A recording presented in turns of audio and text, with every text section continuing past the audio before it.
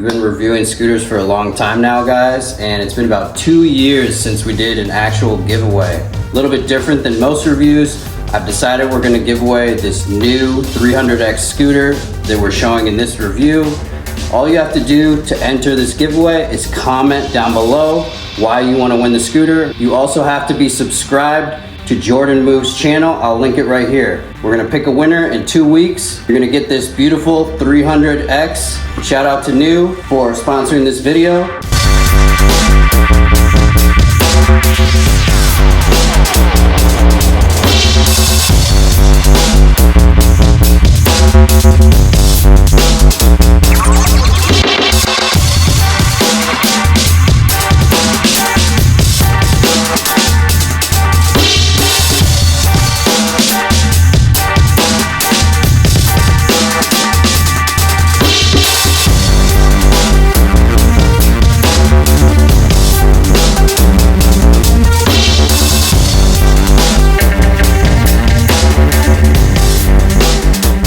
Scoot again, guys. We're out here with the New. If you guys aren't familiar with New, I did review New scooters a couple times in the past. I'll link them up here, the Sport and the Max. Both of those scooters were exceptionally good to me, and that's really the only reason I'm reviewing this scooter in the first place, is because I do really like this brand. I think that they develop top quality scooters, and the engineering and design is to die for. In general, New has one of the best designs for entry-level scooters. It's something that a lot of brands will strive to achieve, is something like this. And I've been riding this scooter a lot for commuting purposes, right? Obviously I don't commute, but this scooter is perfect for commuting. Why? Because of the waterproofing, the design, you can ride it through any sort of weather conditions. I have been riding it a lot in rain. This last month I've been riding it. It's been quite rainy. I've been taking it out on rainy situations, both when it's raining and right after it's raining. And if you ride scooters a lot, you know that the design really matters then. You gotta have big, nice fenders like this, mud guards that will stop the rain. And additionally, I really like this sort of wide frame body design of this. It prevents a lot of overspray when you're going through puddles, and your feet and everything stays completely dry. This is one of the few scooters where this mud guard is extremely proficient at blocking water. This thing, because of, once again, in the back, the sort of wide body frame to it as well, you can kind of see it just blocks all the water while you're standing on it. Nothing sprays you. It's a very, very nice scooter to ride when it's wet out, and the tires have a phenomenal traction. These are great CST rubber tires. A lot of scooter brands will try and make a scooter like this and fail because they don't spend enough time making form and function. It has to be both. Like, obviously this is an extremely beautiful scooter in my opinion, especially the space gray. And here, let's take a minute and just clean it up real quick. That's looking a bit better, but let's shine a couple lights on it. I really want to show you this space gray paint on this is phenomenal. Here we got a light set up just so you can see what I'm talking about here. To me, this is an extremely good paint job. It's very sparkly. You see the gloss, the shine on it, the reflection. Perfect paint job. Couple color schemes you can buy this in, I believe, but the space gray one really has the shine to it, in my opinion. The overall look of this scooter is phenomenal. It's obviously a very beautiful scooter. You look at things like the rim here, I noticed right away when I got it. This is like one of a kind rim. You don't see this on other scooters. Chromed out sort of rim spokes. This is obviously their first scooter with suspension, and it really makes this a great bunny hopping scooter. So a lot of smaller scooters like this, for people who don't know, you ride them on bike paths, sidewalks. There's a lot of cracks and stuff. The easiest, most efficient way to go over the cracks is to just bunny hop them as opposed to slowing down. This scooter, the front wheel pops up very easily because it has plenty of torque in the back. Gives you a nice bunny hop, and it lands perfectly flat with this hydraulic suspension. This hydraulic fork is similar to what was ever on, you know, my V-Set 11 Plus or Wolf Warrior type of suspensions. Very nice plush ride. Beautiful landing every time you come down from a bunny hop. I do really love bunny hopping this scooter. It's exceptionally comfortable. Now that we've taken a look at what I consider to be the beautiful parts of this scooter, like the paint job and the chrome rims, let's take a look like I usually do from the top to the bottom and work our way down and go over the whole scooter. We'll start here on the handlebars. I think the most distinct feature of every new, and you see them out riding about, is obviously the halo headlight. And that really helps with visibility on both bike paths and in the road or in the sidewalk, wherever you're riding basically, really helps with visibility. But whenever you see a scooter out that has this halo headlight, it's a new scooter, and it's cool because when you're riding around, I can spot a guy from far away and say, hey, he's got a new also. It's just kind of a bit of a camaraderie thing with the light. It's funny that way when you're riding by other guys with news. You recognize each other very easily. But starting from the cockpit here, this does have very nice grips to me, and obviously an integrated twist throttle built into this grip. That's something that's new on this new. I think in the past news, they obviously had thumb throttle, and this twist throttle is something that is coming into scooters a lot now, this half twist throttle. And I kind of like it, especially on these lower power scooters. It's great. I have over here, I'm gonna cut a 9 plus, I'm gonna cut an 8 plus, both have half twist throttles. And then these InMotions over here came with half twist throttles, but we swapped them out for thumb throttles. I do think for higher power, thumb throttle's better. But for this type of scooter, 24 mile an hour, it turns it into a little motorcycle when you have twist throttle like this. And it's quick, it's powerful. It's got enough torque to pop the front wheel up if you're not paying attention. It's not like crazy like you're gonna wheelie off into the ditch, like on a motorcycle or something feeling, but it is powerful enough that you feel like you bought a decent machine that'll actually move you somewhere. You also see these blinkers right here. This is integrated into the bar ends here is blinkers, and it's both on the front and the back. I did use those a few times out riding. It's pretty convenient out on the bike trails just to help you sort of navigate when there's turns coming, if there's people coming from the other direction, other cyclists or whatever. It is useful for that. Obviously it stays on indefinitely when you turn it on. It does not turn off by itself, but it has a nice beep and it has a nice indicator on the screen, so it's not like you're gonna likely drive around with it just on the whole time. You'll notice it if you forget. Overall, I do like the ergonomics here of the throttle with the blinkers. Even though I don't use the blinkers too often, it is nice placement. Easy to hit these with gloves or without gloves. The scooter has a sine wave controller, so it's pretty poppy. It's got a lot of power and it's instantaneous and it's quiet and it's smooth. Let's take a look at the throttle mapping. So on a big scooters, it's a lot more important, but let's see on this scooter if we can hold 1 mile an hour, 2 mile an hour, 3 mile an hour, 4, 5. This is extremely good.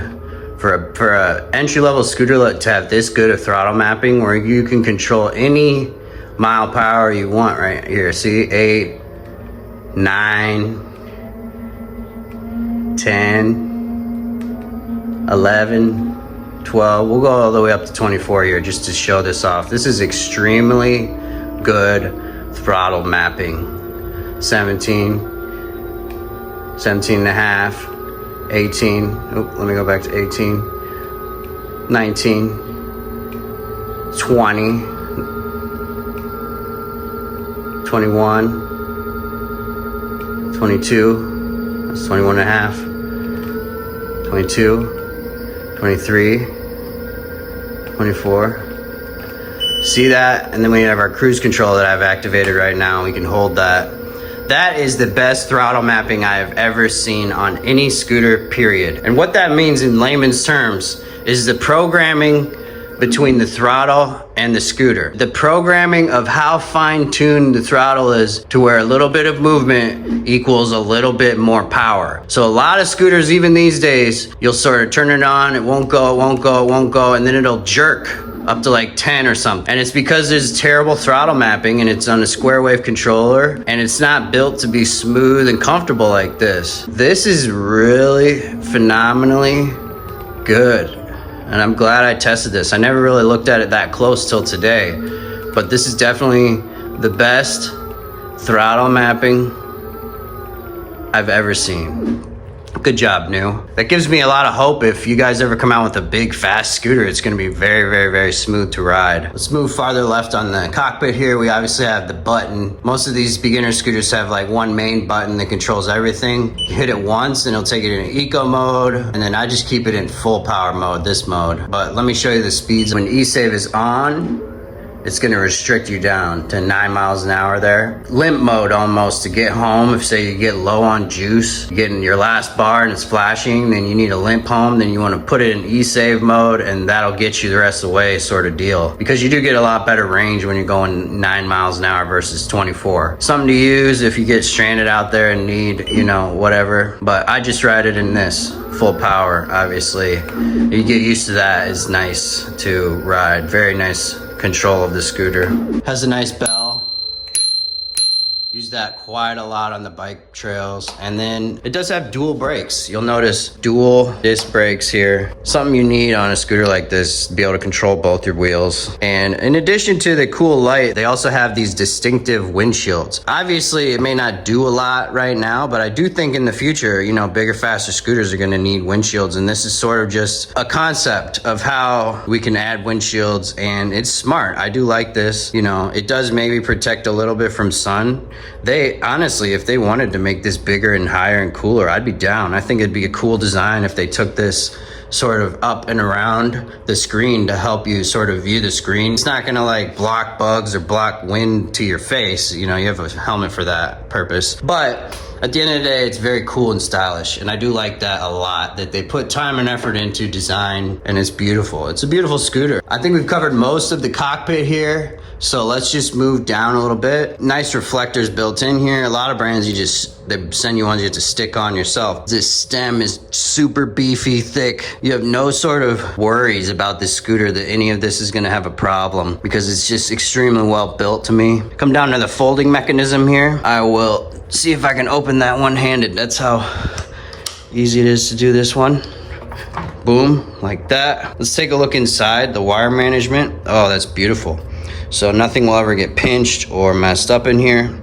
Looks like a very tight headset, just like we all like. You don't want any sort of play or looseness in any of these parts, and you want it over-engineered. Big bolts, and you know, you compare this to some other small scooters out there, and they're just underbuilt. Whereas these news, I really like these since they came out. They've just been exceptionally good. Design, exceptionally good. Quality, across the board. So there you go, one-handed, flip it back up. And then to lock it, you just put this like that. Has a little safety feature. I literally did that all with one hand. That's how easy it is to fold the scooter. Extremely, extremely solid. It's a great design of the folding mechanism and of everything around this headset area. And then you go down further. Let me pop the scooter up a little bit here.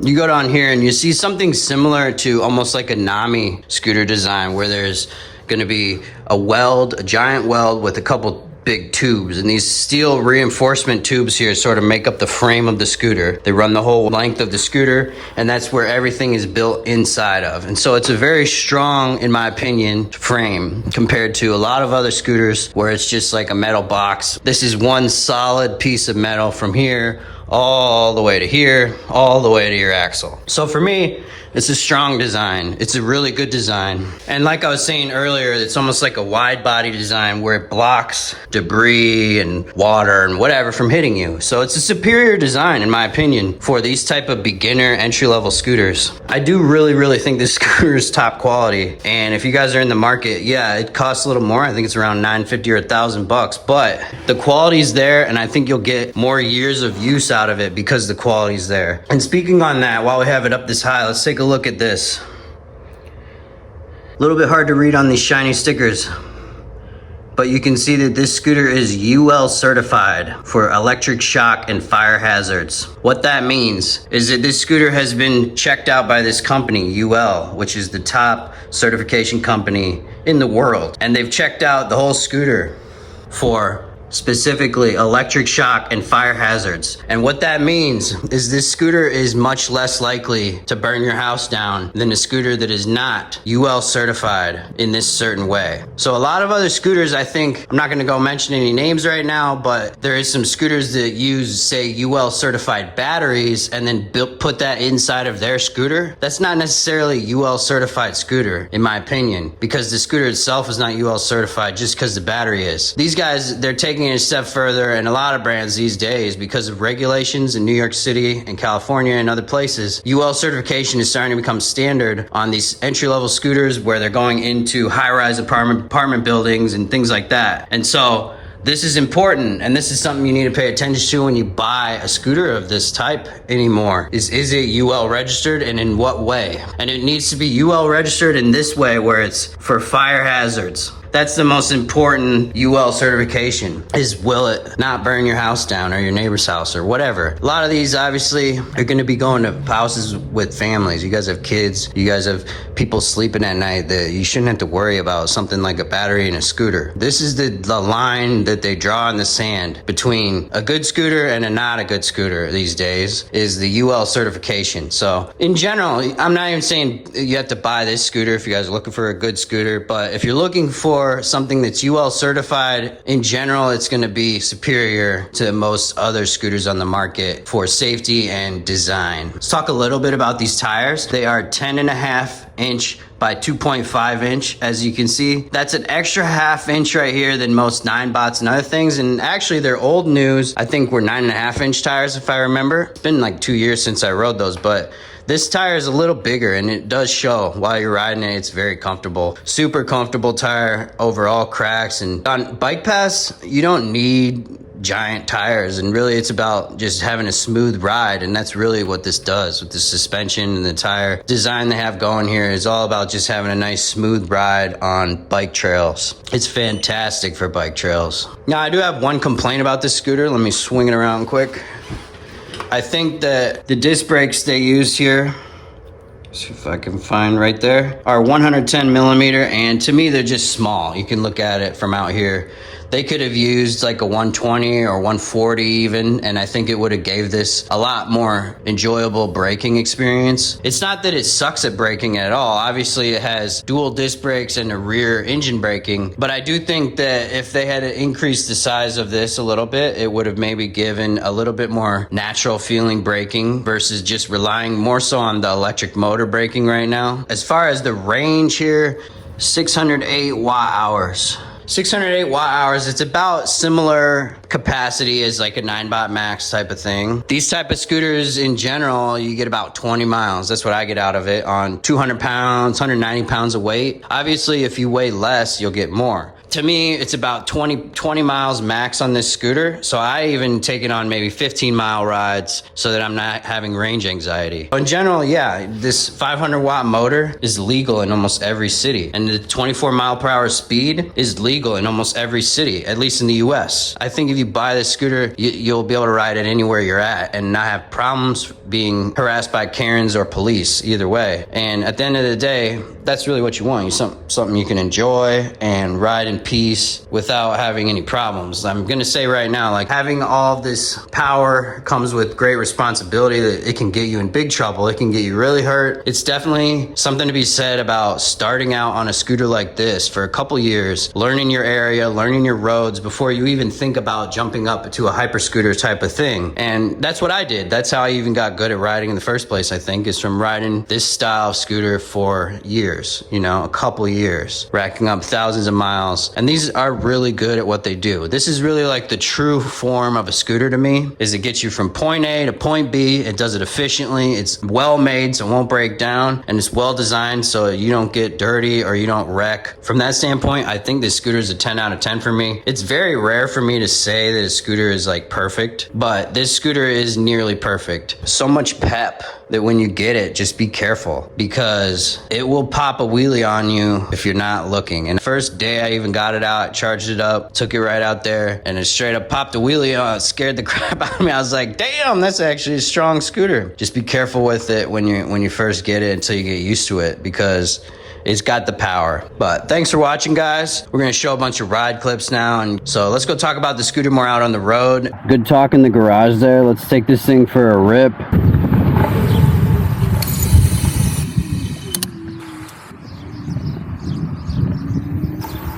You see, it does have decent braking. I think for a scooter these days, they do need to have disc brakes like this. But it might be one of my biggest complaints on this scooter is that this is like a 110, maybe, 120, 140. That's totally possible on this with just a different bracket. It would have a lot more stopping power. Feeling a couple raindrops coming in right now. Looks like one stray rain cloud just passing over though. So we're gonna keep going. If it does rain on us, it's totally fine with this scooter. I actually got caught in the rain twice, I think, riding this. Ridden it about 15 or so times, and it's plenty powerful to be fun. You know, like a lot of these smaller scooters like this, you get them and they're so small and weak that they're just not even fun because they don't have enough power to get you there. But this scooter, quite the opposite. Holy shit. This scooter's got more than enough power. Let's get by this street sweeper guy. I've never seen this in here in my life. Woo. Yeah. Thank you. Man, look how clean that's getting. That's what's up. Literally power washing our path right there. Shout out to that guy, and I assume he must work for the city or something. Getting a little mist right now.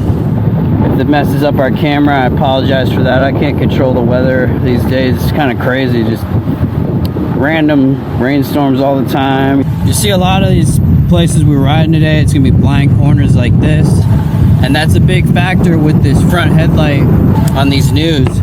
It's right here in the front top, and it's like a halo, and it really helps when you're coming around corners. Helps people see you pretty much before you see them. Most of the time they're seeing you, just because of how bright the light is and how visible it is. Even into the wind, it's got plenty of juice.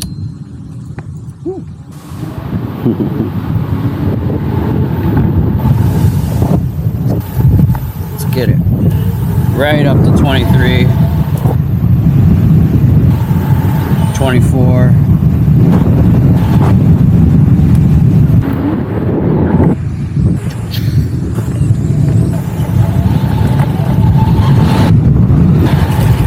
It's a good day to test. There's quite a wind gust coming in there, you can feel. And wind usually affects these baby scooters so much. But we'll get in here where it's nice and quiet so we can talk about the scooter a little more in the woods here. It's even that blind corner. It almost scared him, but we weren't even going fast. You know what I mean? But it's enough around these blind corners. If you're going 10 or 15 and the other person's going 10 or 15, to where it gets a little sketch, you know what I mean? You gotta be on top of the ball on every single blind corner out riding on these bike paths.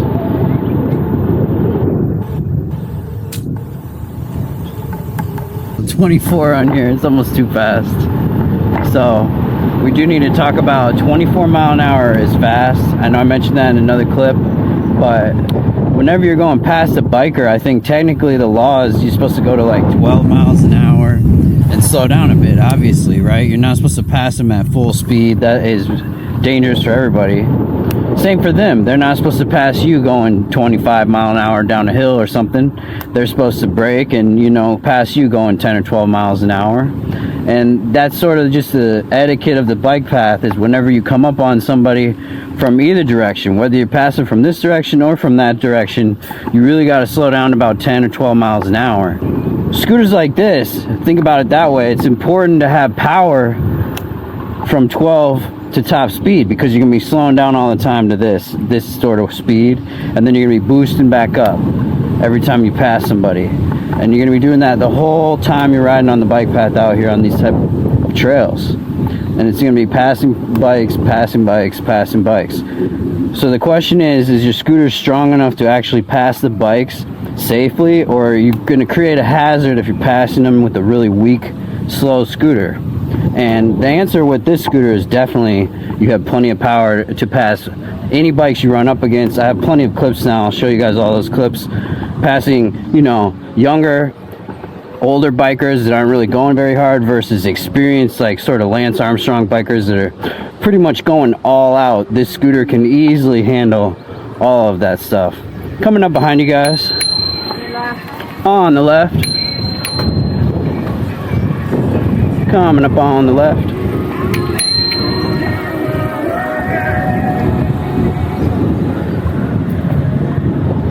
This corner is usually busy. Gotta be very careful around spots when you figure it out, really. Most of the cities, when you get out there, it's open road, right? But there's gonna be certain spots like that where there's you know, certain trails meet up, trailheads, and parking lots where there's going to be a lot more traffic. So you got to be aware of all those factors. Coming up.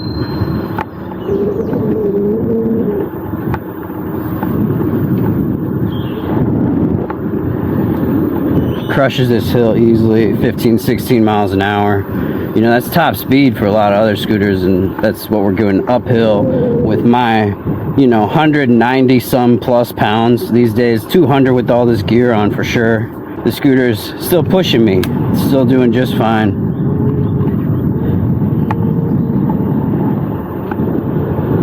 Cruises these corners beautifully.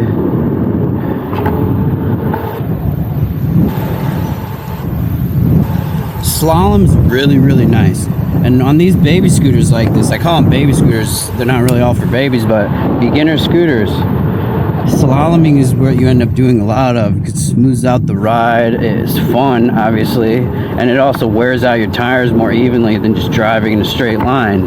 So at the end of the day, you want to be slaloming a bit. It's useful to use to like check how slippery stuff is without really slipping, if that even makes sense, because you can kind of carve through slippery stuff a little bit and get a feeling for how the world reacts.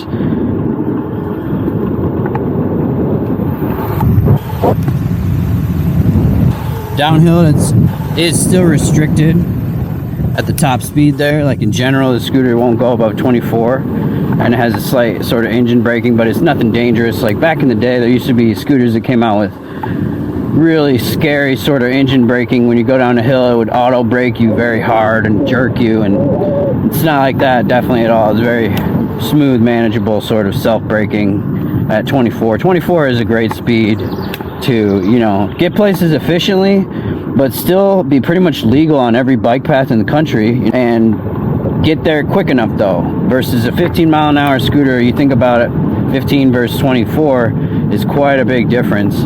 That'd be probably 60% if you do the math, close to, which is a huge increase in top speed from, you know, a basic scooter.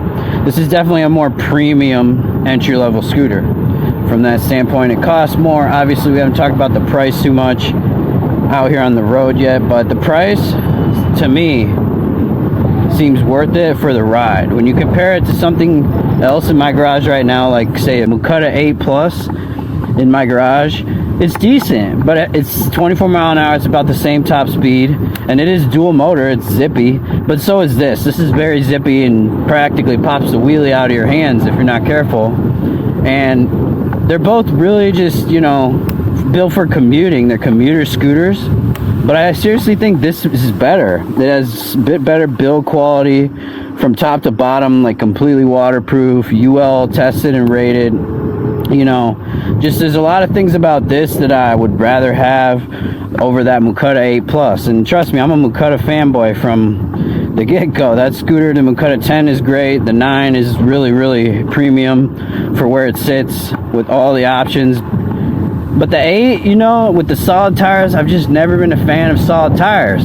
And that's something really we should talk about quick on this, is these tires. Because we can look at the bottom, and it's probably one of the most premium things on the scooter, in my opinion, is they do have these nice CST branded, which is, if you know about tires, that's like the name brand.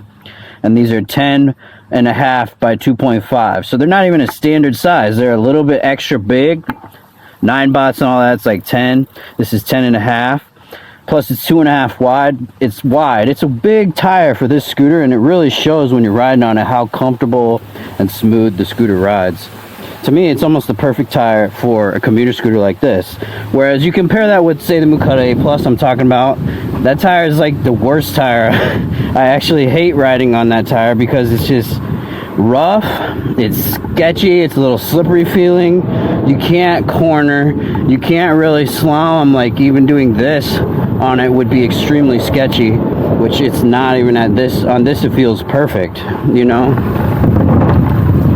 And really, those tires make a big difference. To me, if I'm commuting a lot, you know, and I really don't ever want to change a tire in my life, sure, it's a sacrifice I guess you gotta make. If you want to use solid tires, they're always going to suck a bit. But if you have a repair shop near you that can do a tire change for you once a year or something, whenever that does happen, and it's not a big deal, then clearly just get a scooter with the air tires, even for commuting, like, because it's just gonna be much better ride every single day you're using it, versus the one day when you have to change it is when the solid tires are superior one day of the year, right? But the air tires are superior 364 days of the year. So to me, it's almost like it's a no-brainer to most people. I think they would rather have ride quality. But then again, you know, there's always some people that live in some bad streets in New York City or something, say, and there's tons of glass and you've got flats on a lot of other scooters, and you know it's just not going to end right, and you want solid tires. Who might be like the one type of customer that the Commuter 8 Plus would really be preferred, I think, is for rough environments with people who don't have time to deal with checking the air, or don't even want to check the air. You know, they just want to ride it and ride it and ride it and not have to worry about that. But to me, I think it is worth checking the air and having a scooter with air tires just to get that full, comfortable road feel. Let's see if we can catch this green light.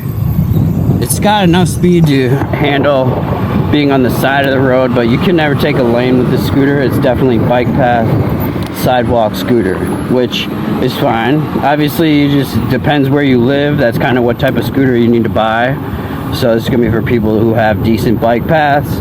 If you have nice trails that link up, and here in our city, we are so blessed. We are totally blessed. We have so many bike trails that just all link up perfectly.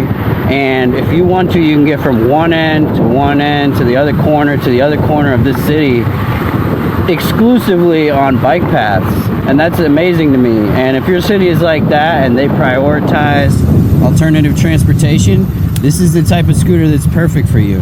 It cruises amazing. It's going to be reliable. It's going to run for a duration of 20 miles is a long ways on this type of scooter. If you're only going 24 mile an hour top speed, that's easily an hour of riding if you're just joyriding, getting out and get some good views. But more importantly, if you're actually commuting on it, it's fast enough to save you some time and save you some money and get you to work hassle-free. You know, and that's really what scooters are all about, right? Just like this, just commuting in places where you'd be stuck 4 or 5 cars behind, and we can just keep going and go wherever, right? Cruise through urban terrain with this, no problem. I like to take my little shortcuts. When you have the bike path, you have peace. If you guys don't know that yet, if you never cruised the bike paths regularly, compared to the road where it is just constant mayhem and hectic whatever, on the bike path you have peace and flowers and serenity and goose poop that you gotta avoid. But other than the goose poop, it's perfect out on the bike path. There's a lot of just crap, terrible products these days coming out of China, and I feel like a lot of them, even with scooters, it's the same way, where some scooter brands like maybe Ninebot, even Dualtron, if you've heard of that, they sort of peaked really early, came out with the game-changing scooter 5 years ago, but now they still have a large share of the market, but they don't make the best scooter. And so there's always some brands like this in a huge market like scooter brands where there's hundreds of brands. There's a few like this new where they take more time than normal. They release a scooter like this, you know, a year or two after the rest of the market had already released something like this. But it's just really, really spectacular quality. New has always set itself apart for me in that way, that it was excellent quality to the point where it made me not want to ride a Ninebot anymore. I named my first review a Ninebot killer for this scooter. That's how it still seems to me. Is a really, really premium feeling, perfect riding, you know, power when you need it, brakes when you need it. You can always get a little bit more power, a little more braking, a little better suspension. That's kind of just how scooters are. You always want a little more. But for this price point, you know, $950, I'm sure you'll catch this on a sale for a bit cheaper than that. It's a really good riding scooter for that price point. Phenomenal riding scooter, I would say. Definitely beats out that Mukata 8 in my garage. Which, yeah, it might be dual motor, might be a hair faster. But I think this is much more enjoyable to ride in general.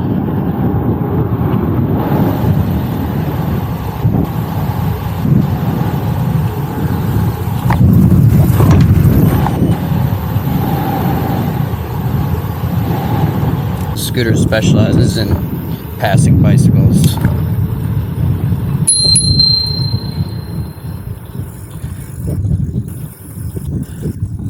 Coming up. Thank you. And coming up. Thank you.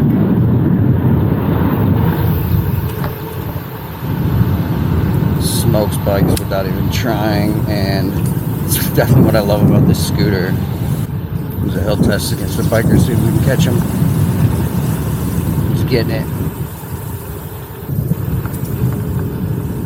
We're not even at full battery right now. I started this ride at 77%. Forgot to charge last night.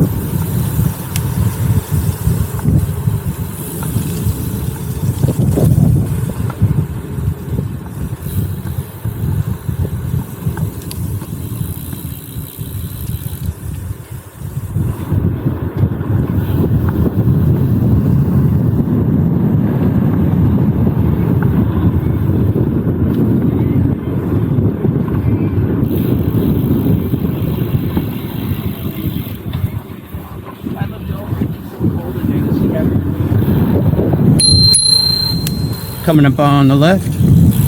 Thank you.